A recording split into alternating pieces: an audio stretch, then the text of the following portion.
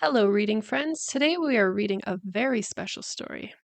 The very first story in the Bible, the story of creation. Let's get into it. In the beginning, God created the heavens and the earth. The earth was formless and empty, and darkness covered the deep waters. And the Spirit of God was hovering over the surface of the waters. Then God said, "Let there be light." And there was light. And God saw that the light was good. Then he separated the light from the darkness. God called the light day, and the darkness night. And evening passed, and morning came, marking the first day. Then God said, "Let there be a space between the waters to separate the waters of the heavens from the waters of the earth." And that is what happened. God made this space to separate the waters of the earth from the waters of the heavens. God called the space sky, and evening passed, and morning came, marking the second day. Then God said, "Let the waters beneath the sky flow together into one place, so dry ground may appear." And that is what happened. God called the dry ground land and the waters seas. And God saw that it was good. Then God said, "Let the land sprout with vegetation, every sort of seed-bearing plant, and trees that grow seed-bearing fruit. These seeds will then produce the kinds of plants and trees from which they came." And that is what happened. The land produced vegetation, all sorts of seed-bearing plants and trees with seed-bearing fruit. Their seeds produced plants and trees of the same kind, and God saw that it was good.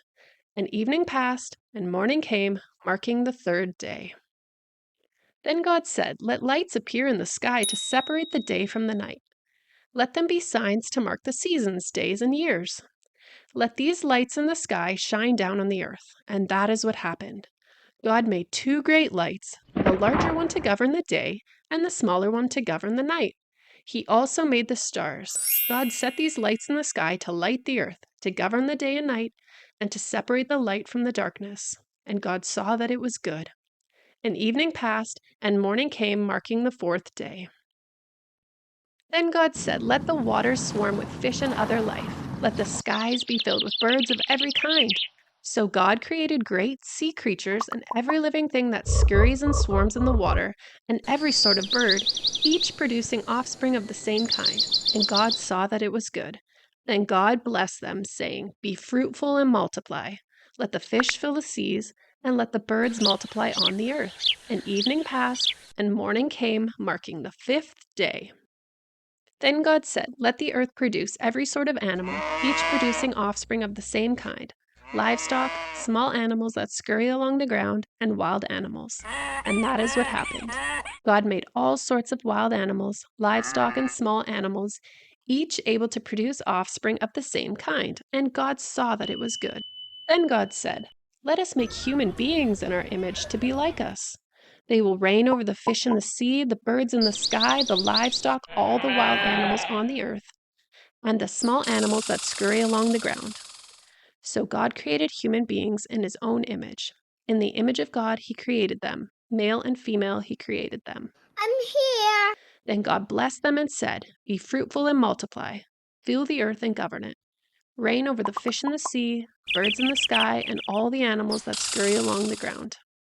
Then God said, "Look, I have given you every seed-bearing plant throughout the earth and all the fruit trees for your food. And I have given every green plant as food for all the wild animals, birds in the sky, and the small animals that scurry along the ground, everything that has life." And that is what happened.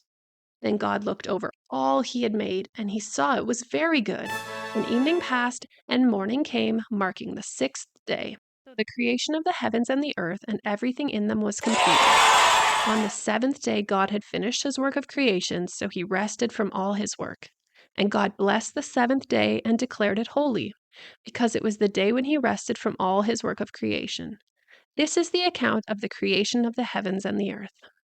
Thanks for listening. Goodbye.